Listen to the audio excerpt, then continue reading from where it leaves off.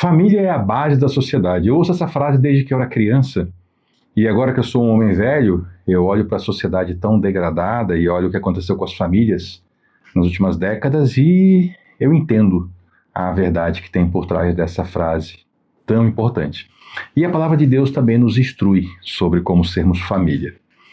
Esse aqui é o canal Estudamos a Bíblia. Eu dou a você as boas-vindas para esse tempo que a gente passa juntos aqui, estudando a palavra de Deus. Aqui nós fazemos isso, nós estudamos. Eu não sou um pastor, eu aqui não estou fazendo pregação, eu estou trazendo leituras do texto sagrado com explicações do texto, para ajudar você a poder também compreender mais da palavra de Deus e poder aplicar isso na sua igreja. Estamos na carta de Paulo aos Efésios, no capítulo 6. Paulo, o apóstolo, aquele Saulo que perseguia a igreja, foi fundador dessa igreja de Éfeso e mais tarde, lá da sua prisão em Roma, ele escreve uma carta para essa comunidade e é isso que a gente está estudando agora. Nosso Deus, obrigado porque esse documento atravessou a história, milênios, para chegar a nós no dia de hoje. Obrigado porque o Teu Espírito Santo inspirou e preservou o texto sagrado. Agora, Senhor, nos ensina, tem misericórdia da gente, que precisamos da Tua palavra. E juntos oramos em nome de Jesus. Amém. Vamos então, a gente vinha juntos aqui estudando no capítulo 5, como Paulo ensinava dentro das famílias a relação do homem e da mulher. Não vou aqui repetir, você pode depois revisar o texto sagrado, também revisar o vídeo anterior, mas havia ali só rapidamente um fundamento, né, de amor e respeito. Muito diferente do que a gente vê em muitas práticas de grupos que se autodenominam cristãos. Precisamos voltar à palavra de Deus. E aqui agora temos uma palavra também para outras composições dentro da família. Diz assim a palavra do Senhor, Efésios capítulo 6, a partir do verso 1. Filhos, obedeçam a seus pais no Senhor, pois isso é justo. Interessante, né? Uma obediência em Deus. Obedeçam a seus pais no Senhor, porque isso é justo. E aqui ele vai emendar com um trecho lá da lei de Israel do Antigo Testamento e vai explicar: honra teu pai e tua mãe. Este é o primeiro mandamento com promessa, para que tudo te corra bem e tenhas longa vida sobre a terra. Quando foram dados os mandamentos ao povo de Deus, são diversos mandamentos. Entre eles nós temos aqueles mais centrais, chamados os 10 mandamentos. Muita coisa foi dita. Só para chamar a atenção rapidamente, né, aquele grande mandamento de amar o próximo, como assim mesmo, não está dentro dos 10, tá? Está em outros trechos dos mandamentos. Só para você saber que não existe ali uma separação ou uma hierarquia rígida e formal, mas nós temos coisas importantes ao longo de toda a legislação no Antigo Testamento, mas que isso não é para a igreja. Para a igreja é o ensino de Cristo, que inclui muitos dos mandamentos antigos e acrescenta mandamentos superiores, como o amar como Ele nos amou. Mas aqui, honra teu pai e tua mãe é o primeiro dos mandamentos que tem a promessa, e a promessa é para que tudo te corra bem e tenhas vida longa sobre a terra. Esse mandamento, ele precisa ser bem compreendido, tá? O honrar pai e mãe, o contexto aqui de honrar no Antigo Testamento, estava ligado ao sustento material. Então, honrar o seu pai e a sua mãe não é você ser legal, não é você não falar mal ou falar bem, não é você mandar presentes ou ligar, conversar, é você cuidar para que seu pai e sua mãe tenham sustento.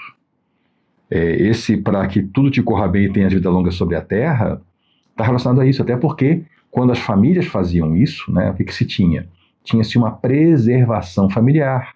Uma geração cuidava da próxima e a próxima cuidava da antiga, quando a antiga não podia mais se cuidar. Então os pais eram os provedores dos seus filhos e quando os pais já eram velhos, os filhos cuidavam, honravam seus pais, provendo o sustento. Nós temos a realidade que existem famílias que o grau de maus tratos ele é tal que os filhos não conseguem mais ter convivência com seus pais. Isso quer dizer que não vão honrar? Não. Isso quer dizer que vão honrar. Vão cuidar para que seus pais tenham sustento. Mas, às vezes, para a autopreservação, não é possível a convivência.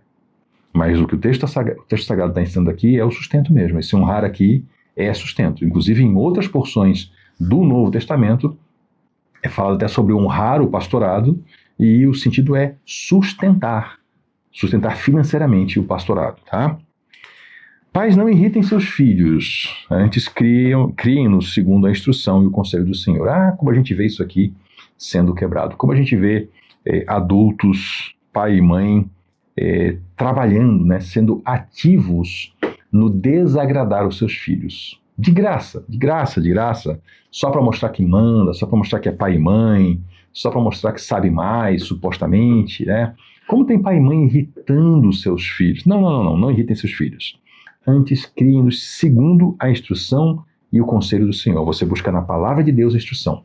Você não vai buscar a instrução para cuidar do seu filho na cabeça dos seus pais, na cabeça dos pais do seu cônjuge, na cultura predominante, que a nossa, inclusive, é horrível. Você vai buscar no Senhor. E aí você vai provar de todas essas coisas que Ele põe à disposição, você vai pegar aquelas que são adequadas para a educação dos seus filhos. Que aí sim pode vir da cultura, pode vir dos seus pais, dos pais dos seus cônjuges, de amigos, de quem, enfim, que for. Mas o parâmetro aqui é o Senhor. Agora, uma palavra de difícil compreensão. Mas vamos lá, vamos a esse desafio, né? Escravos obedeçam a seus senhores terrenos com respeito e temor, com sinceridade de coração, como a Cristo. Obedeçam-lhes não apenas para agradá-los quando eles os observarem, mas como escravos de Cristo, fazendo de coração a vontade de Deus. Sirvam a seus senhores de boa vontade, como servindo ao Senhor e não aos homens. Porque vocês sabem que o Senhor recompensará cada um pelo bem que praticar, seja escravo, seja livre. Eu vou direto a um problema que nós temos. Nós não temos uma palavra objetiva do apóstolo Paulo contra a escravidão. Isso sim é um problema a gente tratar, né? E muita teoria tem sido já feita, muito estudo em cima disso, e o que a gente observa é que o apóstolo Paulo aqui, nesse trecho, e em outros também, ele está preocupado com a preservação do ser humano que está na condição de escravo. A escravatura é uma desgraça, em outros trechos a Bíblia fala que se o escravo puder obter liberdade, que obtenha, sim. Quando tem palavras para os senhores de escravos, as palavras são no sentido de não praticar o mal, mas a gente realmente não tem aqui dentro do texto sagrado um levantar de uma bandeira contra a escravidão. Também não temos favorável à escravidão. Parece que, dado que a escravidão era um fato social, era uma realidade, o que o apóstolo Paulo, que o texto sagrado faz, é tratar dos seres humanos. Nós sabemos que no Império Romano, isso aqui era o Império Romano, todas as vezes que escravos se levantaram, nenhuma delas foi pelo fim da escravidão, mas foi pela liberdade daqueles indivíduos que se levantavam, e todas terminaram em desgraça para os escravos. Então acaba sendo um conselho de sabedoria, de preservação do ser humano, dizer assim: obedeçam seus senhores, com respeito e temor, com sinceridade, como a Cristo. Claro que eu vou, obviamente, pegar essa palavra e adaptar para os empregados, né? Nós que temos emprego, obedecemos aos nossos patrões como se obedecêssemos a Cristo. Fazemos isso com respeito, com temor. Mas é uma dificuldade desse texto. A gente vê assim, puxa, aqui tem escravidão. De qualquer maneira, foi graças ao texto sagrado que irmãos lutaram contra a escravatura, e aí a gente teve o fim dessa desgraça no mundo civilizado, pelo menos, né? Ainda existe escravidão, ainda existe, né? Infelizmente, ainda existe nos recônditos, nos cantos escondidos do mundo, alguns não tão escondidos, mas não existe essa desgraça do homem escravizando o homem. Mas vamos aqui então nos ater ao que o texto nos ensina, né? Uma obediência com respeito e temor, com sinceridade, como a Cristo. E não apenas para agradar quando se está sendo observado. Isso aqui também serve para nós, né? A gente faz o certo não só quando nos observam, mas a gente faz o certo porque é o certo. Ele diz aqui, né, como escravos de Cristo, fazendo de coração a vontade de Deus. Sirvam seus senhores de boa vontade como servindo ao Senhor. Veja que se numa dureza de escravidão a palavra era para servir como servindo ao Senhor, quanto mais a nós que somos livres e temos empregos. Quanto mais a nós. Se um escravo era chamado para servir como se estivesse servindo ao Senhor, quanto mais nós, né? Então isso exclui toda a maledicência, isso exclui a sabotagem, pessoas que querem ver os negócios do patrão e do mal, o que é uma burrice sem tamanho. Desculpe a expressão rude, mas a pessoa querer que aquela casa de onde ela tira o sustento, aquela empresa, vá mal, isso é de uma insensatez e de uma estupidez sem tamanho. Eu já ouvi de uma pessoa, ela inclusive nem sabia falar corretamente, ela não dizia enriquecer, dizia enricar. Ela dizia que trabalhava mal e trabalhava contra a empresa porque não estava ali para enriquecer o patrão, ou nas palavras dela, para enricar o patrão. Não percebia ela que se a empresa fosse pro buraco, ela ia junto. Ia se tornar um desempregado. Claro que essa pessoa não teve futuro na empresa, claro que outra pessoa veio ocupar o lugar dela, e a vida que segue, né? Mas esse chamado é para nós. Quanto mais nós que somos livres devemos honrar os nossos patrões e os nossos empregos. Porque vocês sabem que o Senhor recompensará cada um pelo bem que praticar, seja escravo, seja livre. E aqui a gente pode tomar para nós, né? Sejamos nós empregados ou não, o Senhor vai recompensar cada um pelo bem que praticar, né? Aqui uma palavra para os senhores de escravos. Hoje nós não temos. Espero eu, né? Espero eu, mas vamos falar aqui com os patrões, né? Seja você proprietário, seja você chefe, né? Tratem seus escravos da mesma forma, tratem aqueles que servem a você de alguma maneira da mesma forma.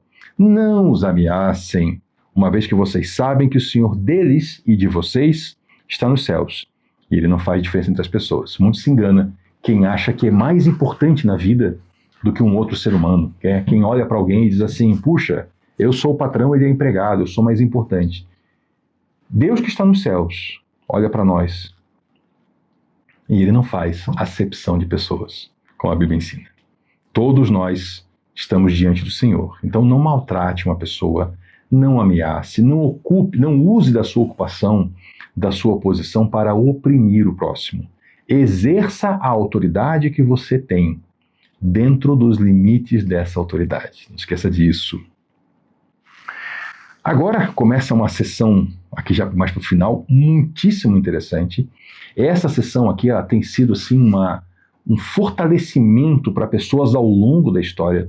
Pessoas têm se apossado desse ensino aqui e realmente tido as suas vidas transformadas diante da realidade pelo bem aproveitar desse texto. Nós vamos começar no dia de hoje e terminar no nosso próximo encontro. Mas vamos começar então essa sessão que fala aqui de uma figura de linguagem, uma forma assim ilustrativa, né? A armadura de Deus. Eu não sei se você já viu uma armadura pessoalmente. Eu acho que eu nunca vi, eu acho que eu só vi em filme. Mas a gente consegue entender o que é, né? Nas épocas antigas, os guerreiros não se tinha arma de fogo, né? Então se usava objetos cortantes, objetos perfurantes, objetos contundentes.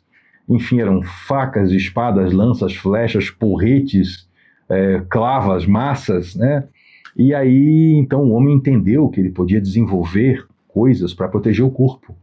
Aí se colocava, então, alguma coisa sobre o tórax, né? Porque é uma região nobre, tem o coração, a gente tem muitos órgãos vitais, também se desenvolvia coisas para cobrir o resto do corpo, um capacete para a cabeça, né? O soldado era importante ir calçado para a batalha, imagina o soldado fazer, sei lá, bolhas nos pés a caminho do campo de batalha.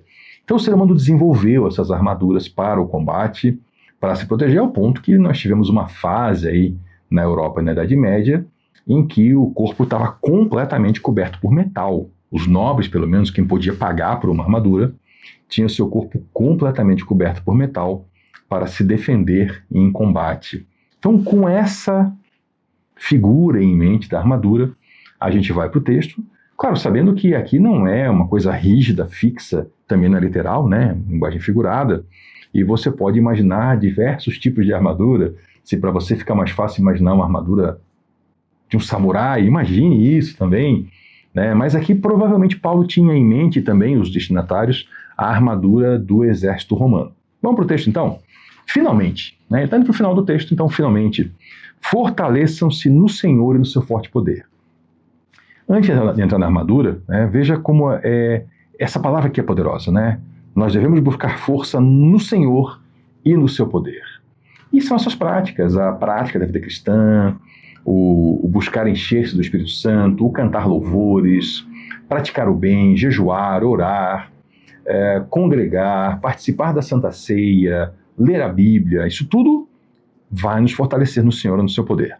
Vistam toda a armadura de Deus para poderem ficar firmes contra as ciladas do diabo. Sim, existe o diabo, tem gente que acha que não existe. Existe, a Bíblia fala claramente que existe o espírito da maldade. E ele faz ciladas. Já que ele não pode nos destruir, ele tenta que a gente caia. Então são armadilhas que são montadas. Pois a nossa luta não é contra seres humanos, né?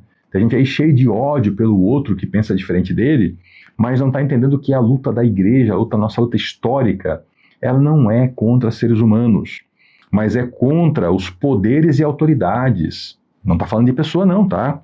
Contra os dominadores desse mundo de treva, contra as forças espirituais do mal nas regiões celestiais, né? Ou no mundo espiritual também. É a mesma ideia. A nossa luta não é contra pessoas. A nossa luta é contra espíritos malignos. Ainda que influenciem e até possuam pessoas, nós não queremos derrotar as pessoas. Nós queremos que as pessoas venham para Cristo. Pegando o caso mais extremo, uma pessoa possuída por um demônio. Qual é o chamado da igreja? É matar essa pessoa? Não. É libertá-la do demônio e chamá-la para a igreja. Veja que alguém no seu pior estado em relação aos demônios, é esse que é o nosso chamado. Libertar e chamar. Por isso, vistam toda a armadura de Deus para que possam resistir no dia mau. Gente, o dia mau é uma expressão aqui que ela vai abranger tanta coisa, né? Quem já viveu alguns anos já passou por algum dia mau, né? E a gente sabe, o dia mau é aquele dia em que a gente é tentado, é o dia em que, se a gente não cuidar, a gente passa a ser alguém que produz o mal. É o dia que vem um mal sobre nós de tal maneira que, se a gente não tomar cuidado, o mal nos domina e nós nos tornamos maus também. Esse é o dia mau. Nós precisamos resistir no dia mau e permanecer inabaláveis depois de ter feito tudo. A gente faz o que tem que fazer, mas permanece inabalável. Não quer dizer que eu não vou ficar triste. Não quer dizer que eu não vou ficar com medo. Não quer dizer que eu não vou ficar angustiado. Quer dizer que eu não vou me tornar alguém que caiu. E o que é o cair? É praticar o mal. Veja que a figura aqui do inabalável, né? Alguma coisa rígida, forte. Imagine um prédio, o prédio permaneceu, né? O que seria nós, como casa, cairmos? Seria ser derrotado? Não. É praticar o mal. Porque os apóstolos aqui foram mortos pelo Império Romano, foram mortos por multidões. Quer dizer que eles caíram? Não. Caiu quem se entregou à maldade. Caiu quem tomou em armas para matar aqueles que vinham contra a igreja. Esse que caiu. E nós precisamos permanecer inabaláveis. Esse é o nosso chamado. Aqui eu vou dar uma pausa. Nós voltamos no próximo vídeo e a gente continua essa conversa. Até daqui a pouco.